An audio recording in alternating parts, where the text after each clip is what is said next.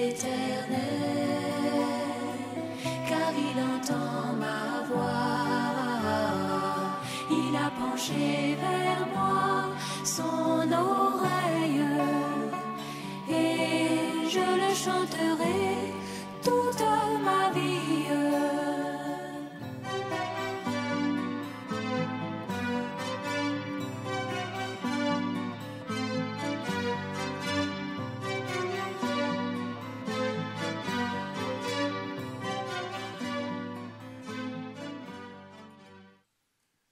Que la gloire revienne au Seigneur.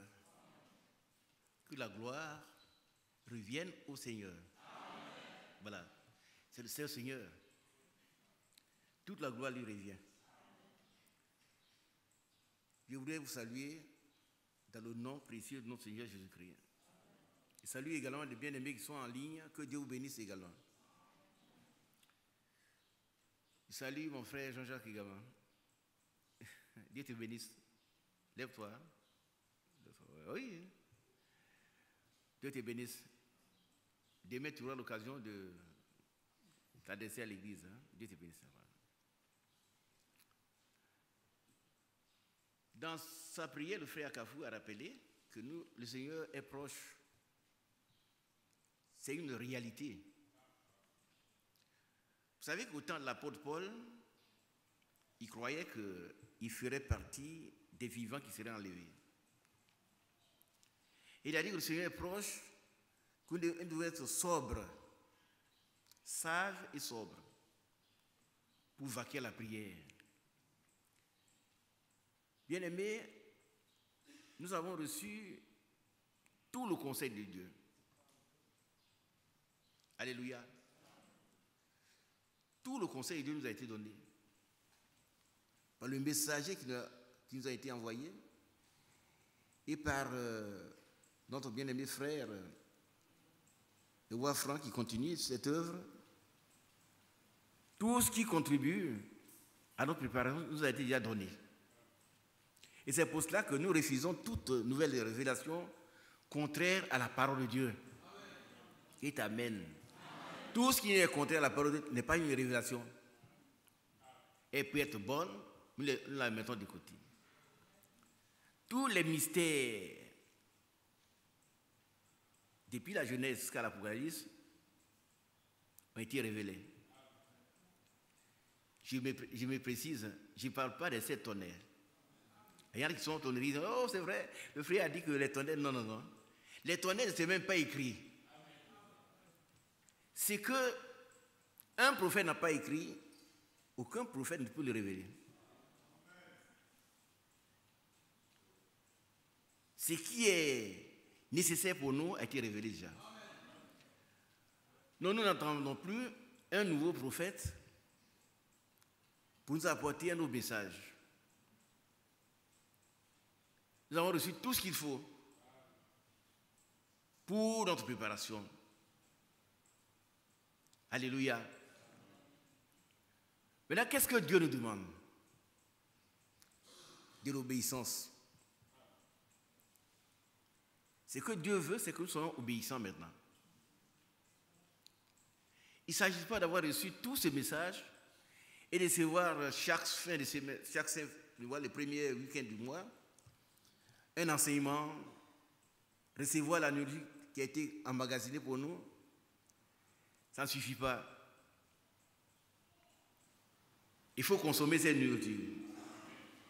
Il faut être obéissant afin que nous puissions grandir et devenir des hommes à la stature du Christ. Alléluia.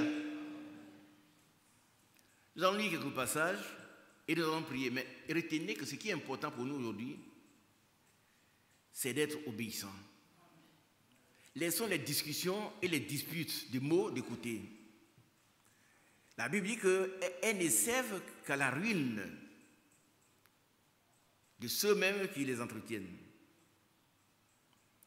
Restons collés à la parole et soyons obéissants. Alléluia. Lèvons-nous pour lire un premier passage par rapport à l'obéissance.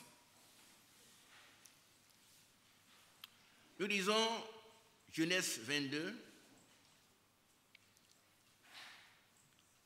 verset 18.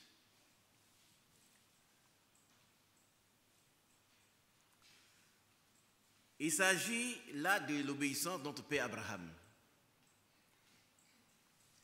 Toutes les nations de la terre seront bénies en ta postérité. Amen. C'est-à-dire en Jésus-Christ. Parce que tu as obéi à ma voix. Amen. Abraham a obéi à la voix de Dieu. Vous pouvez vous asseoir, je vous en prie.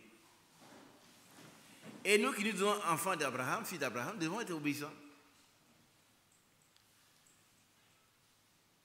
Dieu a éprouvé la foi d'Abraham jusqu'au bout. D'abord, son appel. Comme vous et moi, nous avons été appelés. Vous et moi, nous avons été trouvés par Dieu lui-même. Personne n'a cherché Dieu. Ou bien, il y a quelqu'un qui a cherché Dieu ici? Non. Nous étions quelque part et puis Dieu nous a appelés. Il nous a découvert, nous vautrant dans le péché, il nous a sortis de là. Il nous a purifiés, il a fait de nous ses enfants. De même, il a appelé Abraham à sortir de son pays, de sa maison, la maison de son père, où ils adoraient 5000 dieux. C'était des idolâtres. Il a appelé à se séparer de sa famille. Ça doit faire mal. Hein? Et à aller dans un pays étranger. Un pays qu'il ne connaissait pas. Mais Abraham a obéi. Certainement que les gens lui ont demandé, mais Abraham, où vas-tu? Il a dit, je m'en vais dans un pays que le Seigneur, l'Éternel, m'indiquera. Et ils se sont ris de lui, mais il est fou. Il ne sait même pas où il va. Mais le chrétien véritable, il est considéré comme un fou par le monde. Le Seigneur, l'Éternel m'indiquera où j'irai. Il ne sait pas. Prenons Hébreux chapitre 11, vous allez voir comment Abraham a obéi. Et puis on va revenir ici avant de continuer. Hébreux chapitre 11.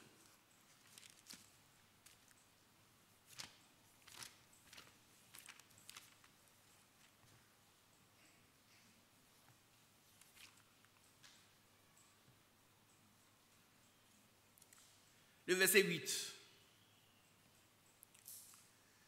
C'est par la foi qu'Abraham, lors de sa vocation, obéit, amen, est parti.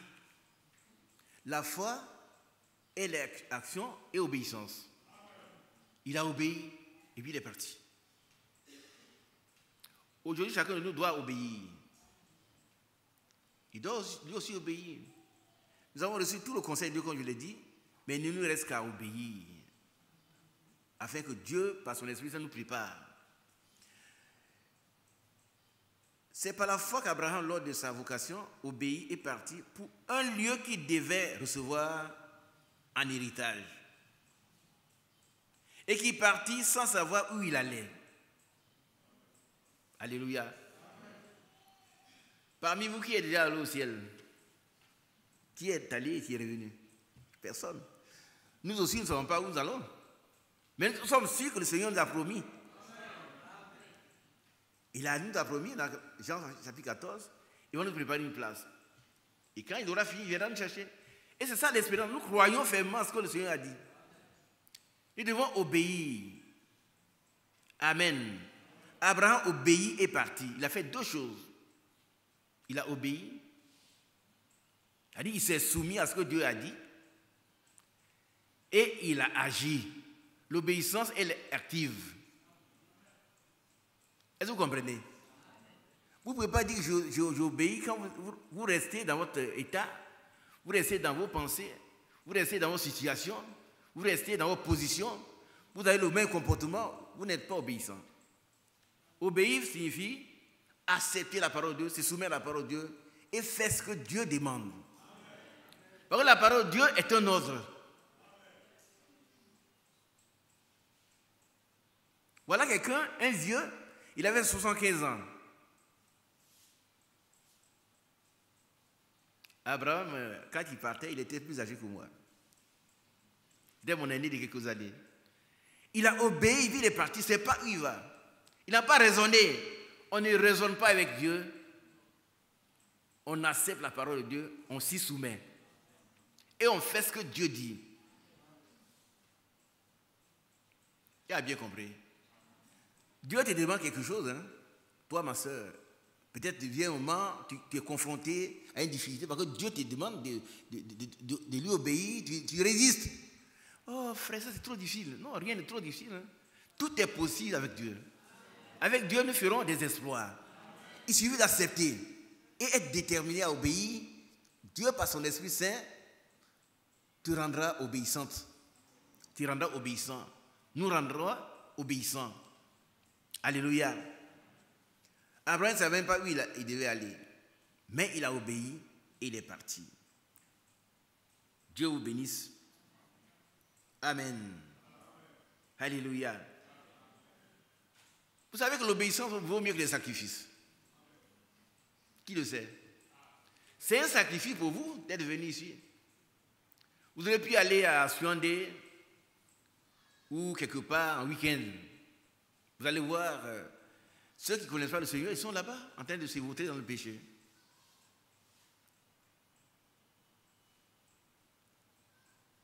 Ils vont dans un endroit sale où les femmes en tenue de bain, les enfants, et puis tout le monde c'est là. Ce n'est pas un lieu, un endroit où un chrétien doit aller. Un chrétien doit obéir. Alléluia.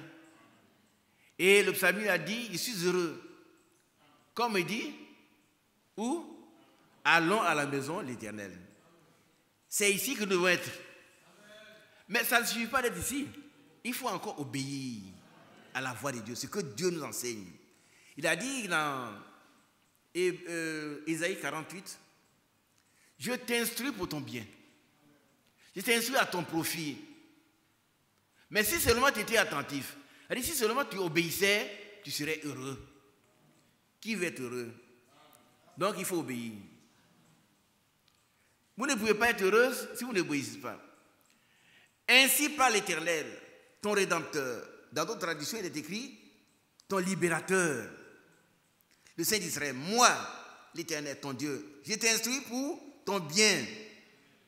Je te conduis dans la voie que tu dois suivre. Amen. Oh, si tu étais attentif à mes commandements. Ça veut dire, si tu obéissais à mes ordres.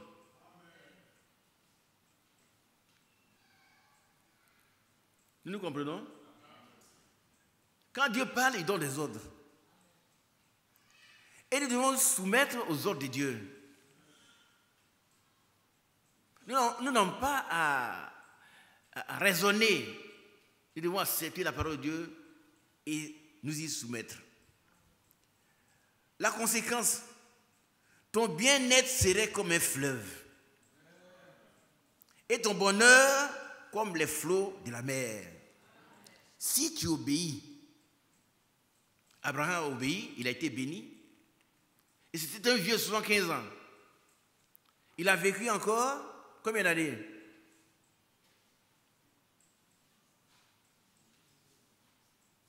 Isaac est né à quel âge? Quand Abraham a combien d'années? À 100 ans.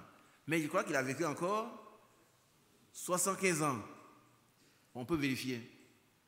Il a vieilli, il a rassaillé des jours. Et il a eu des enfants après la mort de Sarah.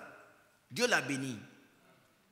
Aujourd'hui, nous ne nous attendons pas seulement à des bénédictions matérielles, mais à des bénédictions spirituelles. Pour notre préparation et être prêt pour l'enlèvement. Si tu étais attentif à mes commandements, c'est-à-dire à mes ordres, bien-aimés frères, sois attentifs aux commandements de Dieu. Aimer Dieu, c'est mettre en pratique ses paroles. Vous ne pouvez pas venir vous asseoir ici et puis ne pas pratiquer la parole de Dieu. Et c'est pour ça que la Bible dit que l'obéissance vaut mieux que les sacrifices. Ça veut dire quoi? Ça veut dire le fait que vous vous vous déplaciez de Benjerville, de Bassam, d'Abou, d'Abidjan même, vous arrivez ici, c'est un sacrifice. Vous n'êtes pas d'accord? À un double niveau. Vous mettez votre énergie en jeu, votre argent, et puis votre plaisir que vous aurez pu avoir si vous étiez allé au bord de la mer. Vous venez ici. C'est un sacrifice. Mais cela ne suffit pas. Il faut obéir à ce que Dieu dit. Il faut faire comme Abraham. Vous savez que Dieu ne demande pas ce qui est impossible. Mais chaque fois que Dieu nous demande quelque chose, nous devons être capables d'obéir à sa voix. Ici, nous savons très bien qu'Abraham a attendu cet enfant pendant 25 ans. Et puis c'est ce seul fils-là que Dieu réclame pour tester sa foi. Mon frère Sibaï, réveille-toi. Sibaï, réveille-toi. Et puis lève-toi. Voilà, c'est bien pour toi. Alléluia. Quelqu'un qui a attendu pendant 25 ans, on lui donne un garçon. Et puis Dieu réclame cet enfant-là. Il appelle Abraham et dit, me voici. Prends ton fils, ton unique, celui que tu aimes, Isaac. Est-ce qu'il peut encore se tromper? Non. C'est tellement précis. Dieu dit, prends ton fils, ton unique, celui que tu aimes, Isaac. Et qu'est-ce que tu dois faire? Va-t'en au pays de Morija et là offre-le en holocauste sur l'une des montagnes que je te dirai. C'est-à-dire qu'il doit aller détruire l'objet de sa longue patience, de sa foi. Très souvent, Dieu nous demande moins que ça, mais nous refusons d'obéir. Moins que ça. Et pourtant, disons que nous sommes des filles d'Abraham. Abraham est parti à l'enfant. Lorsqu'il était il était sur le point de l'égorger, et s'il l'égorgeait, il devait complètement le brûler complètement. C'est-à-dire anéantir le fruit de sa patience. Et c'est là que Dieu lui a dit, je vois maintenant que tu crains Dieu. Amen. Puisque tu ne m'as pas refusé ton unique fils. Et il lui a offert un bélier qu'il a sacrifié à la place d'Isaac. C'est le bélier qui est un type de Christ qui est venu mourir pour nous. Alléluia. Que Dieu vous bénisse. Abraham l'a offert. Et qu'est-ce que le Seigneur dit? Puisque tu as fait, envoyez-moi la suite. Abraham donna à ces lieux le nom de Yahvé-Jiré. C'est pourquoi l'on dit aujourd'hui à la montagne d'Éternel, il se verra pourvu. Alléluia. Gloire à Dieu. Et je jure par moi-même, parole éternelle, parce que tu as fait cela et que tu ne m'as pas refusé ton fils, ton unique. Regardez un peu. C'était une demande difficile pour Abraham. Il pouvait tout donner. Et nous, là, mais quand il s'agit de ce qui nous est cher, il s'agit de quelque chose auquel nous sommes attachés, nous raisonnons. Oh, peut-être que ce n'est pas Dieu qui a parlé, c'est Dieu qui a parlé. C'est la même voix qui lui a dit de sortir il y a 75 ans. Non, 25 ans, pardon, 25 ans. C'est la même voix. 25 ans après, c'est la même voix qui lui parle encore. Et qui exige qu'il ait détruit l'objet de sa passion, l'objet de sa foi. Et Abraham est resté toujours obéissant. Il a pris l'enfant pour aller l'égorger et le brûler. Et Dieu a dit, puisque je vois maintenant que tu crains Dieu. Frère, sœur, est-ce que vous ne serez pas heureux d'entendre cette voix? Ne serez-vous pas heureux d'entendre cette voix? Dieu vous dit, je vois maintenant que tu me crains.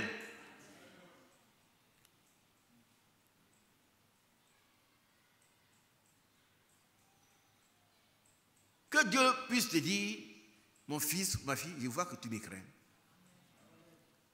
Parce que tu te soumets à ma volonté. Tu obéis à ma parole. Mon frère Sibaï, quand tu seras fatigué, tu t'assois, hein? Mais tu ne dors plus. Dieu soit béni. Et puisque tu as fait cela, et que tu ne m'as pas refusé ton unique, je te bénirai. Oui, dis pas Amen. Amen. Vous voyez, mais malheureusement, qui veut être béni? Nous tous. Mais nous ne voulons pas obéir malheureusement. Il n'y a pas d'obéissance, il n'y a pas de bénédiction sans obéissance. Il faut d'abord obéir et puis Dieu nous bénit. Bien aimés sœurs, est-ce que vous comprenez? Si vous voulez être béni, il faut d'abord obéir. Il faut obéir à Dieu sans raisonner. Nous aurons raisonné, mais pourquoi Dieu demande ce seul fils? Pourquoi il demande par exemple Ismaël? Mais il a bien précisé. Ton fils, ton unique, celui que tu aimes, Isaac. Ah, c'est très mal précis que Abraham ne pouvait pas prendre quelqu'un d'autre. Mais Abraham a obéi. Amen. Sommes-nous prêts à obéir?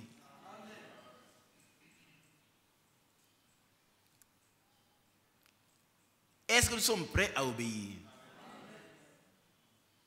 Sommes-nous prêts à obéir? Regardez par exemple, prenons 2 Corinthiens. 2 Corinthiens. On va voir s'ils sont prêts à obéir. 2 Corinthiens 6.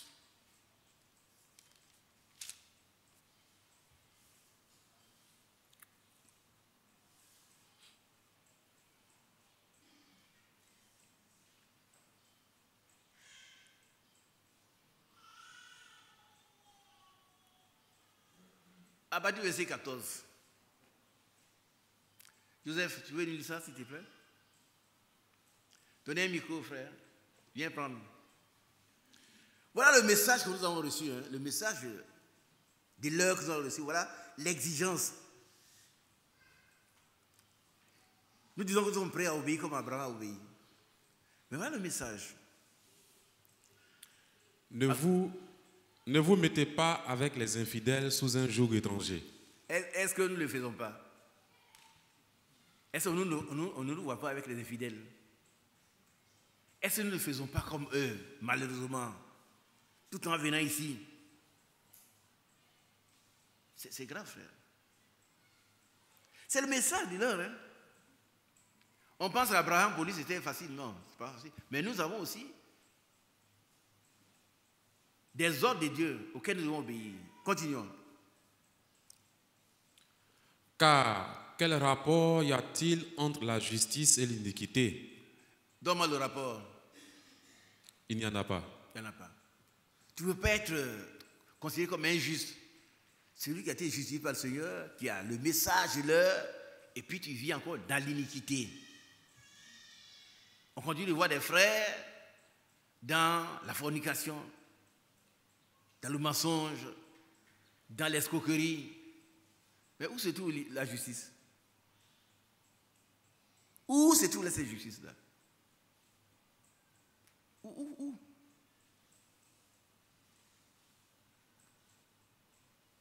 Continuons à la lecture. Ou qu'y a-t-il de commun entre la lumière et les ténèbres? Sibaï, donne-moi ce qu'il y a de commun entre la lumière et les ténèbres. Pourquoi rien? Parle. Est-ce qu'il y a quelque chose de commun? Mais pourquoi nous voulons vivre dans les œuvres des ténèbres encore? Pourquoi?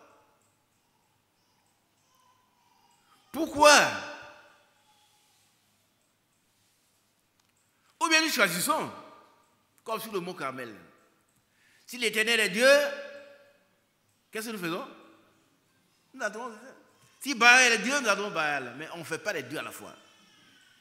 Pour la lumière et les ténèbres s'excluent. Il n'y a pas de lumière et ténèbres à la fois. En ce moment, il fait jour, non? Il fait jour, à Carrefour. Tu vois la nuit quelque part? Il n'y a pas de nuit. Mais comment nous voulons nous comporter de façon double? Vivre comme des gens qui ont accepté de façon intellectuelle le message et avoir un comportement païen. Ça ne marche pas. Nous devons obéir. Continuons la lecture. Quel accord y a-t-il entre Christ et Bélial, auquel part le fidèle avec l'infidèle? Quel rapport y a-t-il entre le temple de Dieu et les idoles? Car nous sommes le temple du Dieu vivant, comme Dieu l'a dit, j'habiterai et je marcherai au milieu d'eux, je serai leur Dieu et ils seront mon peuple. Ça, voilà la promesse. Ça, c'est la bénédiction. Ça. Voilà ce que Dieu a promis faire. Mais quelle est l'exigence de Dieu? Fais continuer la lecture. C'est pourquoi c'est la condition. Pour que nous soyons bénis, que Dieu marche dans nos milieux, il y a une condition. Sortez du milieu d'eux. Sortez du milieu d'eux. Qui a déjà entendu ça? Nous tous. Mais est-ce que nous sommes sortis? Est-ce que nous ne raisonnons pas encore comme les païens? Vous savez, quand on venait à l'église, on écoutait le message du frère Branham sur la nouvelle naissance. Et puis, il dit par exemple, vous dites que vous êtes chrétien, né de nouveau, mais quand quelqu'un parle mal de vous déjà, vous bandissez le coup de poing, vous voulez vous battre. J'entendais un... Qui a parlé? Il y en a un... Ouais. Il dit c'est faux. Vous n'êtes pas mort à vous-même, vous ne pouvez pas naître. Pour naître de nouveau, il faut mourir. Il faut mourir. Quelqu'un parle mal de vous, c'est fini. Vous avez entendu, hein, dit, on brandit on va aller se battre. Si on sort d'ici, immédiatement on commence à se battre. Ou bien c'est à la maison, on bat sa femme, la femme n'est pas soumise à son mari. Mais où est l'obéissance? Où est l'obéissance? Le message que nous avons reçu nous exige la séparation. Et une séparation totale. Totale. En action, en réaction. La réaction, c'est que Joseph est là. Si Joseph m'insulte, si je suis un chrétien, qu'est-ce que je dois faire? Il doit... Il doit me taire. Ah, ça c'est dur. Hein? Mais si je réponds, je ne fais pas là, je ne suis pas encore mort. Par contre, je suis encore sensible. Un mort ne ressent plus rien. Prenez un mort. Quelqu'un qui aimait beaucoup les femmes. Excusez-moi, que tous les jeunes filles se mettent nues devant lui. Est-ce qu'il va réagir? Non. Mais pourquoi, quand toi tu passes, tu continues de regarder les mauvais posters, les mauvais films, la pornographie, tu continues de te masturber? Où est la séparation?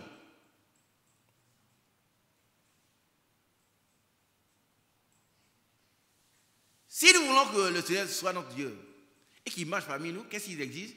Séparez-vous. Séparez-vous. Amen.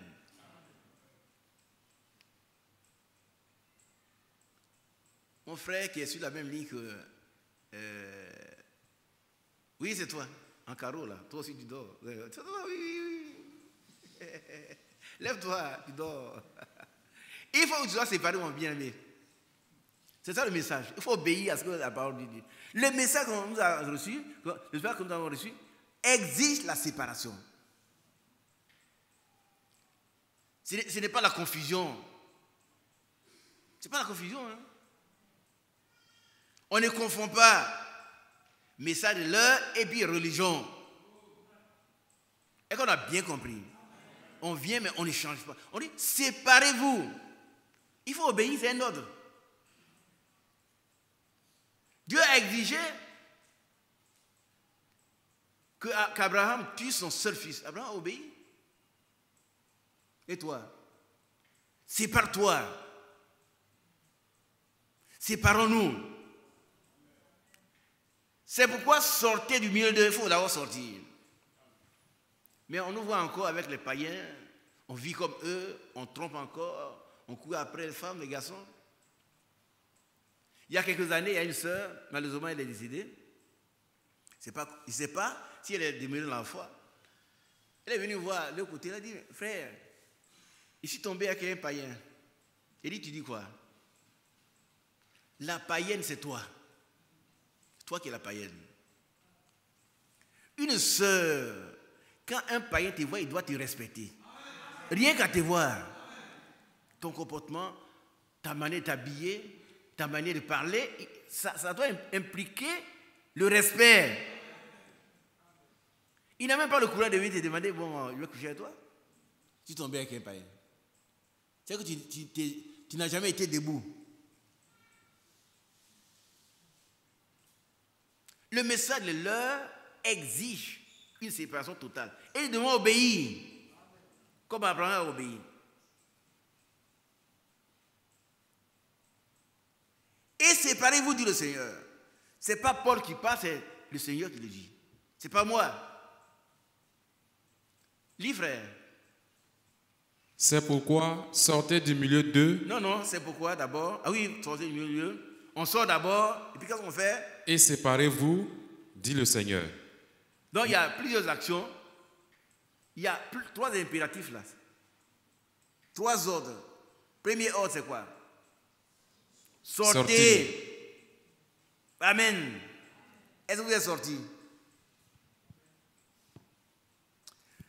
Venez ici, ça ne justifie pas votre sortie. Hein.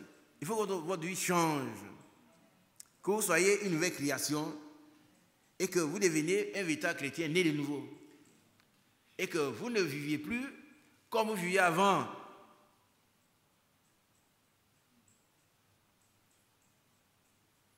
Sortez du contexte. Alléluia. Continuons.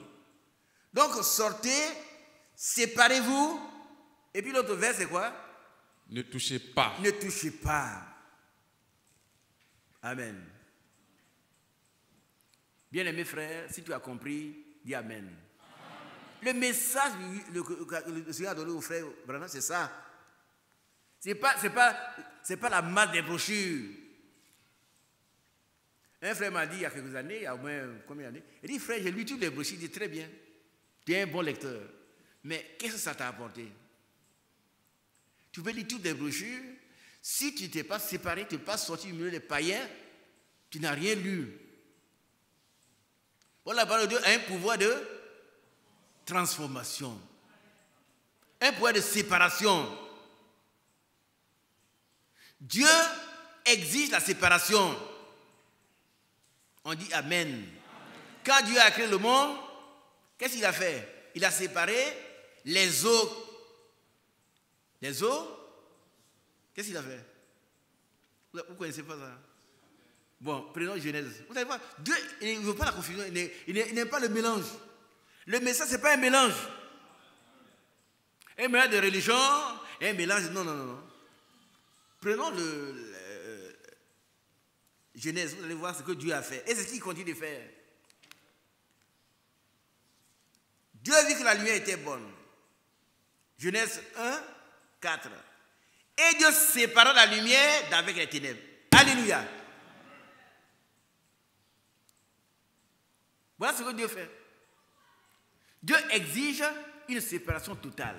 Et c'est pourquoi il a appelé Abraham à sortir de son pays. Qu'est-ce qu'il a fait? Il a séparé Abraham des idolâtres. C'est vrai. Abraham est parti avec son neveu. Mais jusqu'à ce que Dieu sépare encore Abraham de Lot, avant que la bénédiction n'arrive. Frère, sépare-toi de ton Lot. Oh, il est très gentil, c'est ton neveu, tu veux l'envoyer faire des bénédictions. Non, mais sépare-toi de lui. Dieu exige une séparation totale. Aussi longtemps que Lot était là, Abraham n'était pas béni. Au contraire, il y avait des palabres entre ces troupeaux, ces brebis, ces bergers et les bergers de Lot. Il a fallu la séparation. Ma soeur, sépare-toi de ton Lot. Je ne sais pas qui est ton Lot. Hein? Qu'est-ce qui est ton Lot? Ou bien qui est ton Lot? Sépare-toi. Aujourd'hui, quand il fait jour, la nuit disparaît. Pourquoi? Parce que Dieu a séparé la lumière d'avec les ténèbres. Et Dieu sépare toujours. Alléluia. Et c'est pour ça qu'il n'est pas permis d'aller prendre une femme païenne. Qui a dit Amen? C'est très bien. Et les autres n'ont pas dit Amen. Dit, tu vois, nous on est là, on n'a pas de femme. Il vaut mieux aller prendre une femme païenne, on va la convertir. Ça, je ne vous conseille pas. La séparation est une exigence de Dieu. Alléluia. Sépare-toi des pratiques païennes. Parce que le Seigneur lui-même il est venu nous délivrer de la vaine manière de vivre héritée de nos pères. Il nous a séparés de ça. Alléluia. Que Dieu soit béni. Si on veut continuer, il a séparé encore les zones en haut. Vous savez que Dieu exige, on s'arrête là. Dieu exige la séparation. Toi aussi, sépare-toi. Sépare-toi, c'est ce qui est attaché à toi depuis des années. Sépare-toi. Alléluia. Alors, c'est pourquoi sortez du milieu d'eux. Première intervention. Deuxième, séparez-vous, dit au Seigneur. Ne touchez pas à ce qui est impur. Voilà ce que Dieu nous demande. Nous sommes sortis certainement des dénominations, mais ce n'est pas suffisant. Nous sommes sortis de nous-mêmes, notre mauvais caractère, notre mauvais tempérament, nos mauvaises pensées, nos mauvaises manières de parler. Nous sommes sortis de tout cela. Et alors, Dieu dit, et on continue, frère. Et séparez-vous, dit le Seigneur. Ne touchez pas à ce qui est impur, et je vous accueillerai. On dit Amen. Nous, on voulait être accueillis par Dieu. Dieu n'accueille pas ce qui est sale. Tu peux rester ici, au Koweït, tu vas dire que je suis dans le message. Mais aussi longtemps que tu es dans le péché, c'est-à-dire l'incrédulité. L'incrédulité a des fruits. C'est l'adultère, c'est le vol, c'est le mensonge. Ce sont les critiques, ce sont les bénisances. La bénisance, là, elle est très, très, très subtile. Vous savez ce que ça veut dire? Médire, c'est mal dire. Quelqu'un a fait quelque chose de mal. Lui, il a fait quelque chose de mal. Mais toi, tu prends ça pour un sujet et tu en parles avec plaisir. Tu médis. Tu partis à son péché. Séparons-nous de toutes ces œuvres du diable. Parce que le Seigneur est venu pour détruire les œuvres du diable. Séparons-nous. Amen. Et alors le Seigneur dit, je vous accueillerai. Et voilà, allons-y, je serai pour vous un père, et vous serez pour moi des fils et des filles. Alléluia. Dit le Seigneur Tout-Puissant. Vous voyez, le amen est très grand. Mais l'exigence, c'est d'abord la séparation totale. Nous devons obéir. Il a dit, je t'instruis pour ton bien. Si tu obéissais, tu serais heureux. Tes enfants seraient heureux. Des fleuves d'eau vive couraient de son sein jusqu'à la vie éternelle. Si tu obéissais. Lisez Acte 5, verset 32. Vous allez voir pourquoi je vais vous dire. Mon frère, tu peux t'asseoir si tu veux. Lui, il reste avec moi. Joseph reste avec moi. Acte 5, 32. Soyez attentifs à la lecture de ce passage. Acte 5, 32. Qui veut le lire? Wilson. C'est Wilson, non? Voilà, tu vas lire ce passage-là. Écoutez bien, soyez à cette page, vous allez voir pourquoi je vous lisez. Il y en a qui sont là, ils se plaignent, frère, je n'aime pas ceci, mais lis, allons-y. Nous sommes témoins de ces choses, de même que le Saint-Esprit que Dieu a donné à ceux qui lui obéissent. On dit un grand amen. Le Saint-Esprit n'est pas donné à n'importe qui. Il est donné à ceux qui lui obéissent. C'est un don. Mais il faut obéir. Il faut obéir. Il a été déjà donné, hein, pas il sera donné. Il est donné. C'est pas vrai? Si, c'est vrai. La condition, c'est l'obéissance. Regardez un peu. Par rapport aux disciples, Jésus leur a dit, recevez l'Esprit. Cet esprit. Ça, c'est potentiellement. Mais il a dit, vous attendez, je vais vous envoyer, quand il vous sera allé, je vous enverrai la promesse du Père. Mais restez à Jérusalem, attendez. Et que vous avez appris que l'un d'eux était sorti. Et parmi eux, quelqu'un a quitté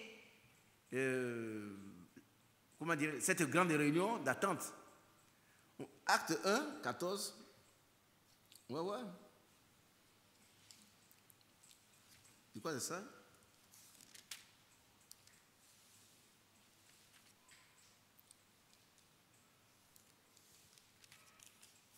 Voilà.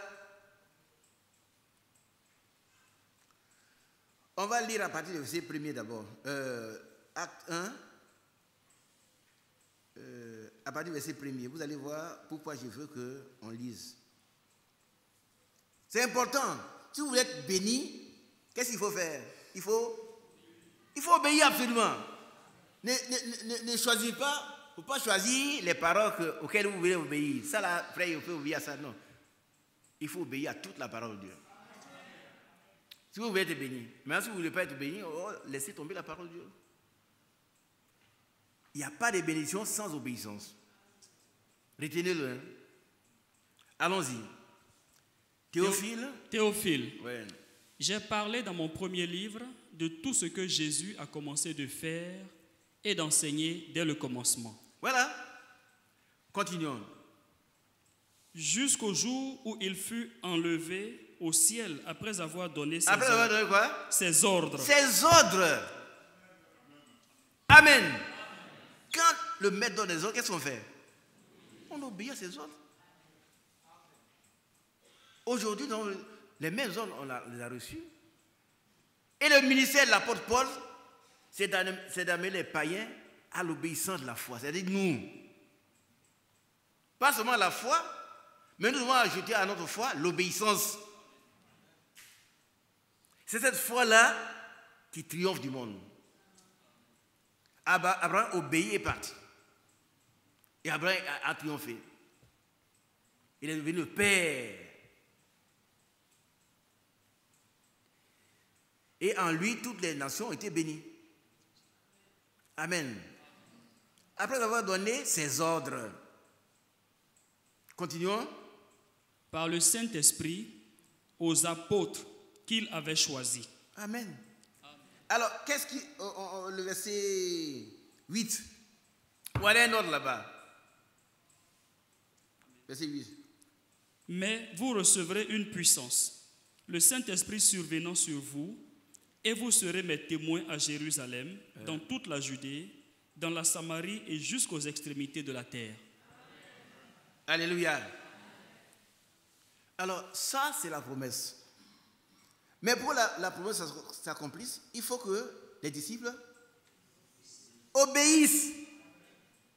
Et qu'on a bien compris. Nous sommes en train de nous préparer pour être enlevés. Si on n'obéit pas, on va passer à côté. Si on pense que ça tarde trop, frère, il parle d'enlèvement, frère Franck parle d'enlèvement, on ne voit rien. On va laisser balader un peu dans le péché. Mais l'église qui sera prête, les vieilles sages seront enlevées sans toi et sans celui qui plaisante. Il faut que nous soyons déterminés. Nous sachions ce que nous voulons. Nous sommes ici pour obéir aux ordres de Dieu, pour être bénis. Et la plus grande bénédiction, c'est d'être enlevé. Mais pour être enlevé, il faut être rempli de cet esprit. Et le Saint-Esprit a été donné à ceux qui obéissent. Ce n'est pas ceux qui vous n'avez pas des choses particulières à faire, vous obéissez. Alléluia. Alors, verset 12.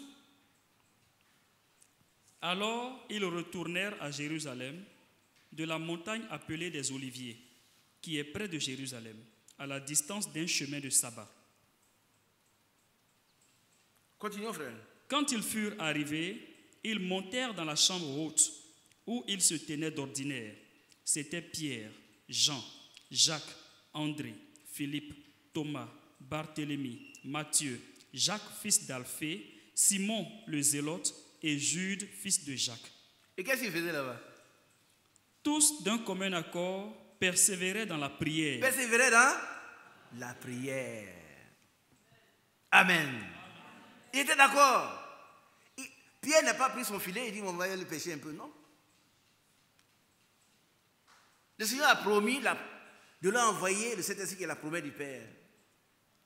Acte 1, 8. Mais ils sont retournés attendre ce que le Seigneur a promis. Allons-y. Avec les femmes et Marie, mère de Jésus, et avec les frères de Jésus. Gloire à Dieu. Gloire à Dieu. Ils ont attendu combien de jours? C'est combien de jours? 10 jours. Jusqu'à 10 jours. Le Saint-Esprit est venu. Mais, vous savez, pourquoi on dit 10 jours? Qui voit comment on calcule ça?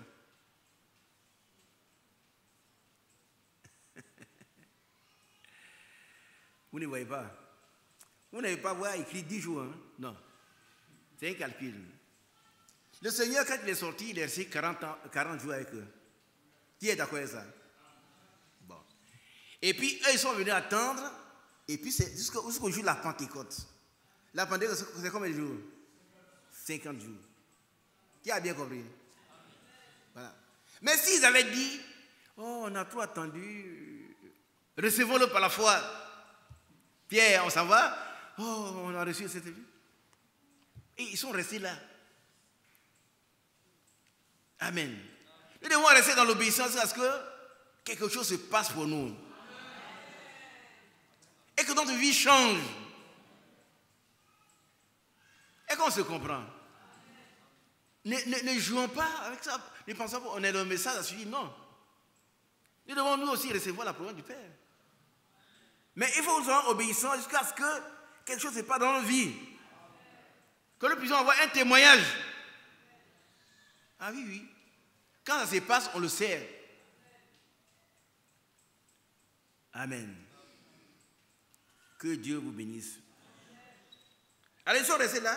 Et même la mère de Jésus, elle aurait pu prendre les commandements. Elle dit, ah, écoutez, c'est mon fils qui est le Seigneur. Donc moi, je vais attendre chez moi à la maison.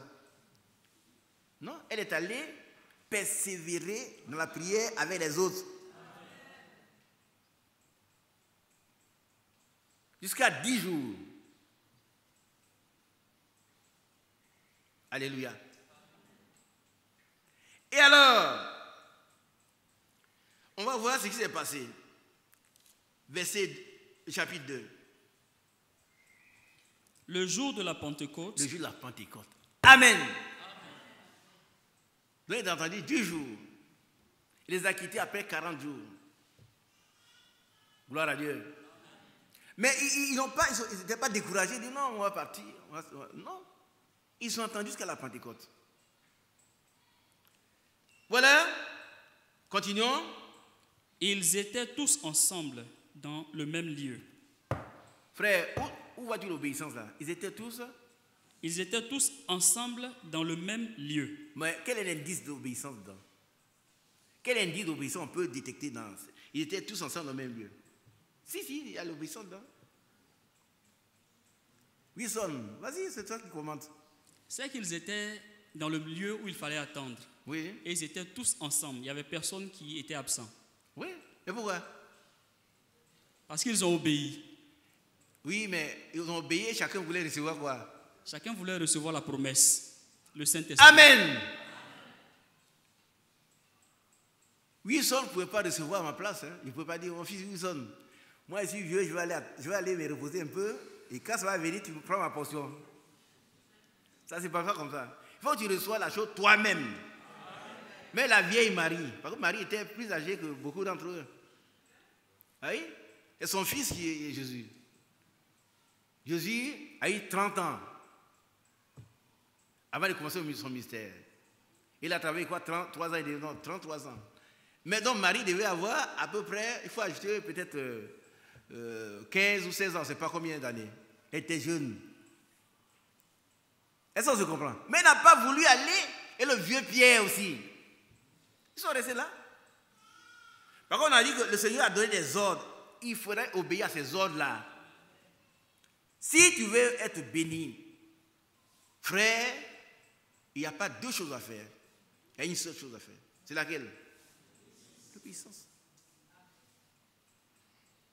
Il faut attendre, persévérer jusqu'à ce que quelque chose ne se passe dans ta vie. Que cette vie change. Pas seulement quand tu parles la langue. Non.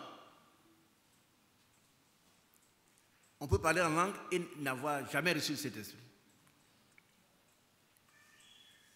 Mais quand le Saint-Esprit vient, il transforme ta vie. Amen. Et tu obéis à toute la parole de Dieu. Alléluia. Alors on va voir le verset 2. Tout à coup, il vint du ciel un bruit comme celui d'un vent impétueux, et il remplit toute la maison où ils étaient assis. Des langues semblables à des langues de feu leur apparurent, séparées les unes des autres, et se posèrent sur chacun d'eux. C'est important. Ici, voici qui? Chacun d'eux. Chacun. Donc celui qui était absent, ben, il perdait sa bénédiction.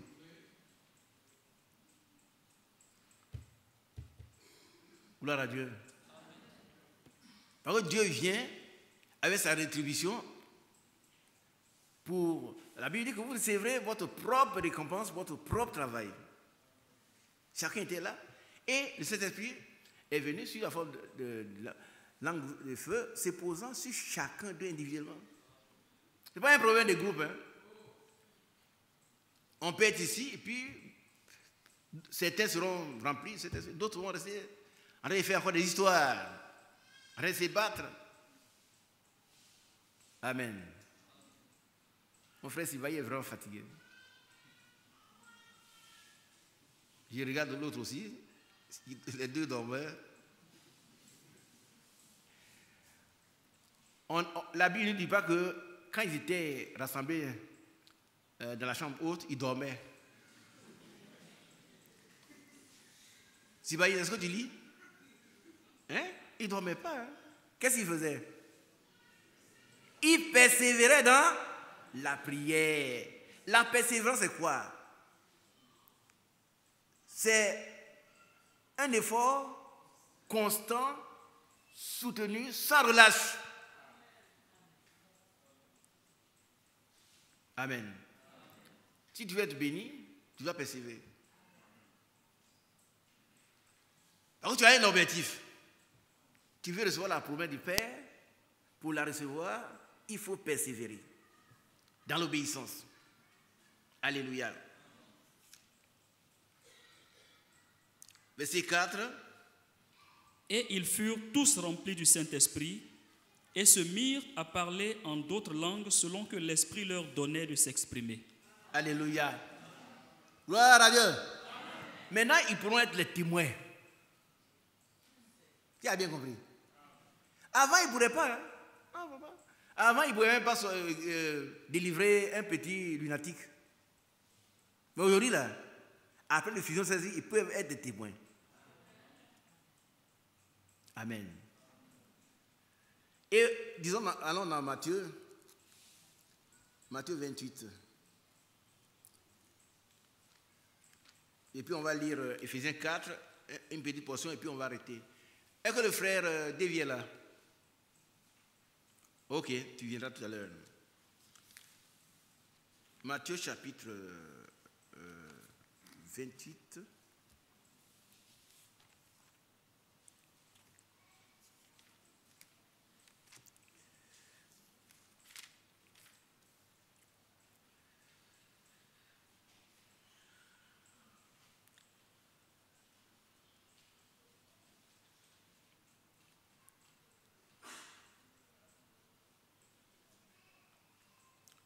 À partir du verset 18.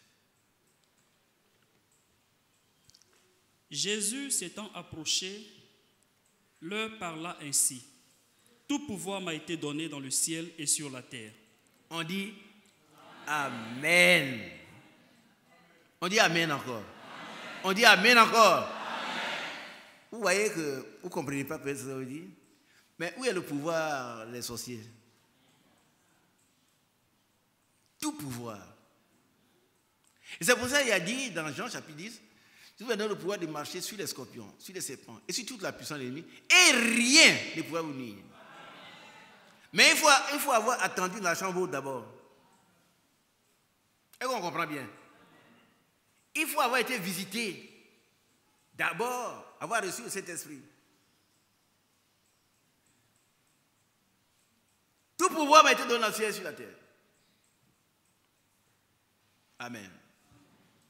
Hébreux chapitre 2, verset 14, il dit que il a anéanti par sa mort celui qui avait le pouvoir de la mort. Il retenait les gens esclaves toute leur vie, c'est-à-dire le diable.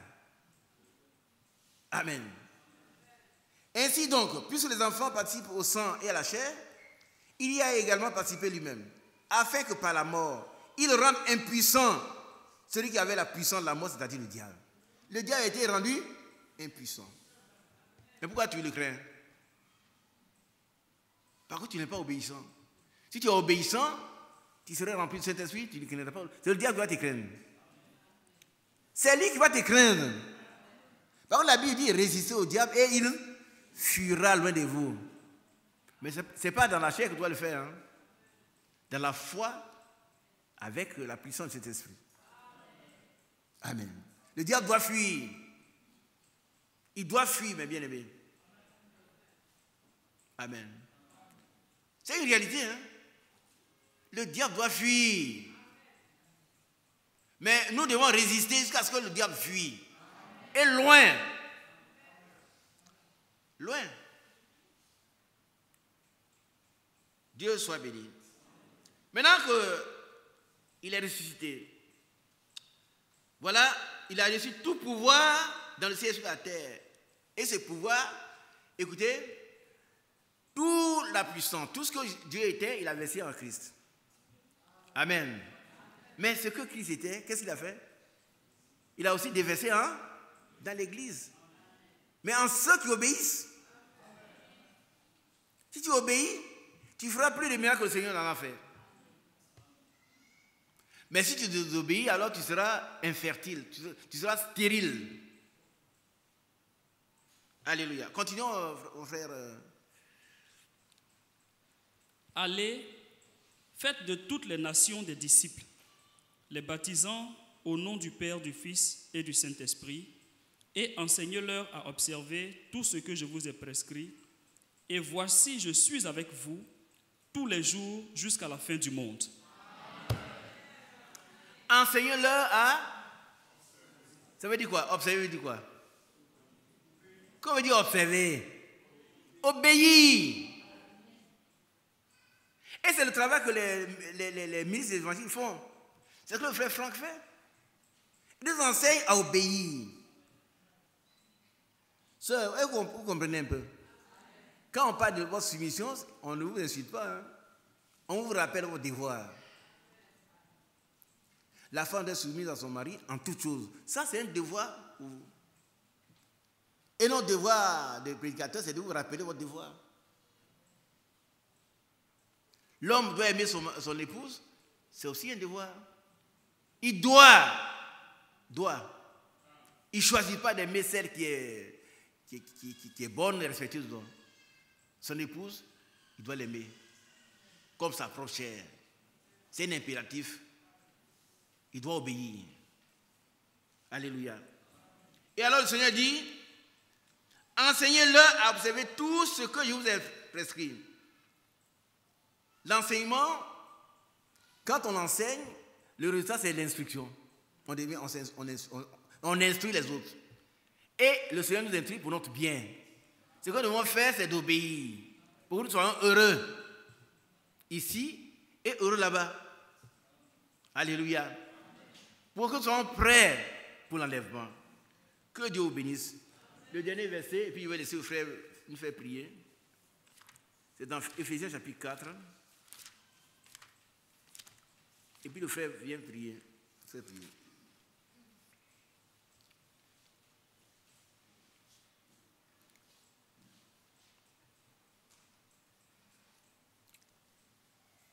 Lis, frère, Éphésiens 4, 17. Voici donc ce que je dis et ce que je déclare dans le Seigneur. Ce que je dis et ce que je déclare. Pourquoi les deux verbes à la fois? Et un seul verbe ne suffit pas? Non. C'est pour renforcer sa parole, sa pensée. Je dis et je déclare. Pas de moi-même, mais dans le Seigneur. Allons-y. C'est que vous ne devez plus marcher comme les païens qui marchent selon la vanité de leurs pensées. Voilà. Amen. Si on a été attentif, on a persévéré, le Seigneur nous a rempli de son esprit, nous ne devons plus marcher comme les païens.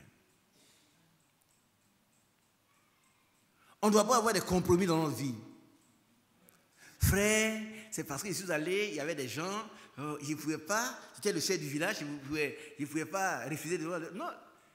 Et mon ami, est-ce que le chef du village est capable de mourir à ta place? Bison, le chef du village, il peut mourir à ta place? Non. Ton patron peut mourir à ta place? Non plus.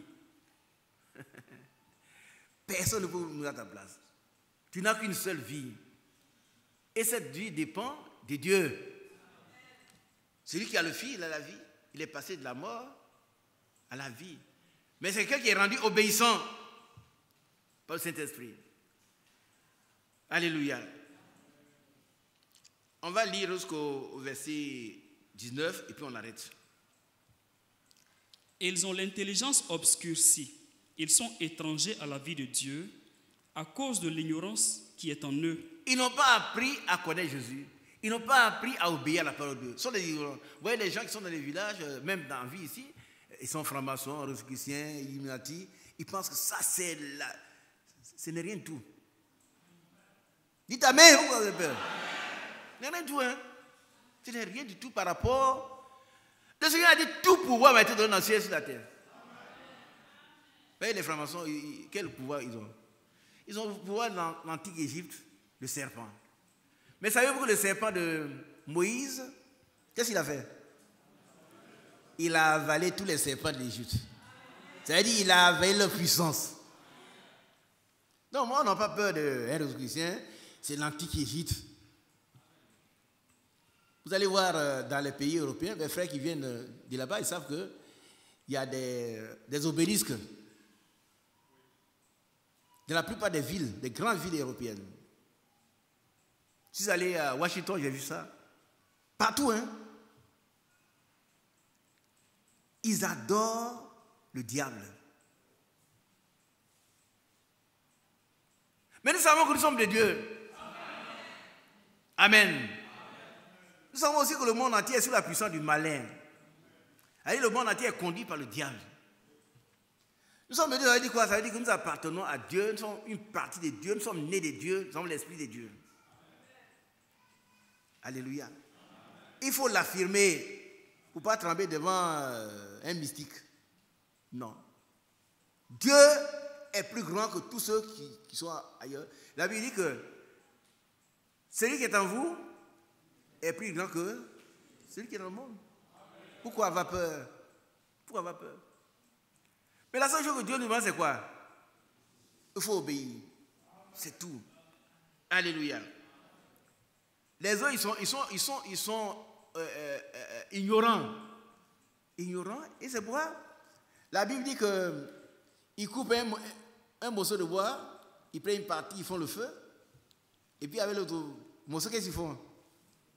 Ils font des dieux. Et qu'ils adorent. Et qu'ils sont sages. Mais nous savons que ces dieux-là ne veulent pas parler, ils ont une bouche qui ne parle pas. Ils ont des oreilles, ils ne peuvent pas entendre. Le seul vrai Dieu, c'est l'Éternel, qui s'est manifesté en son Fils unique, notre bien-aimé Jésus-Christ. Amen. C'est lui qui a tout pouvoir dans le ciel et sur la terre. Tout pouvoir. Et si nous croyons en lui, il déverse ce pouvoir en nous. Par contre, dans Romains chapitre 8, il est écrit, nous sommes héritiers de Dieu et co-héritiers avec Christ. C'est-à-dire tout ce que Dieu a, il donne avec Christ et qu'il déverse en nous. Mais il faut que nous soyons obéissants. Nous ne serons pas des chrétiens de non. Non. Mais soit des chrétiens réels. Il n'y a pas de demi-chrétiens. Ou on est chrétien ou on n'est pas chrétien. Un chrétien, ça veut dire celui qui a été visité et qui est rempli du Saint-Esprit. Amen. Au Christ veut dire, ouais, l'Esprit de Dieu. Alléluia. Continuez un peu. À cause de l'endurcissement de leur cœur, ayant perdu tout sentiment, ils se sont livrés à la dissolution pour commettre toute espèce d'impureté jointe à la cupidité. On s'arrête là. Que Dieu vous bénisse. Mais nous devons être obéissants. Ici, les deux mots qui viennent ici, c'est impureté et cupidité. Toute impureté sexuelle. Et puis la cupidité, c'est l'argent. Ils veulent s'enrichir. Ils font tout ce qu'il faut pour être riches. Mais le chrétien, il n'a plus que ça. Il a la vie éternelle. Celui qui a le Fils a la vie éternelle. Demandons au Seigneur de nous remplir son esprit, frère.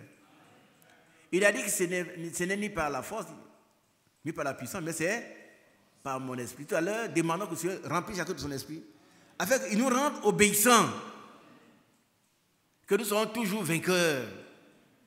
Vainqueurs du diable, vainqueurs du péché, vainqueurs du monde, vainqueurs des francs-maçons, des Illuminati, vainqueurs des marabouts, vainqueurs du diable lui-même. Amen.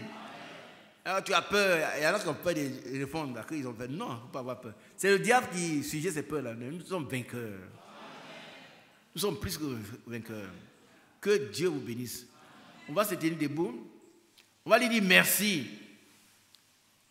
Par son esprit, il nous rend vainqueurs. Nous demandons que par son esprit, il nous rende obéissants, afin qu'il déverse en nous toutes les bénédictions qu'il nous a promises au nom de Jésus-Christ. Amen.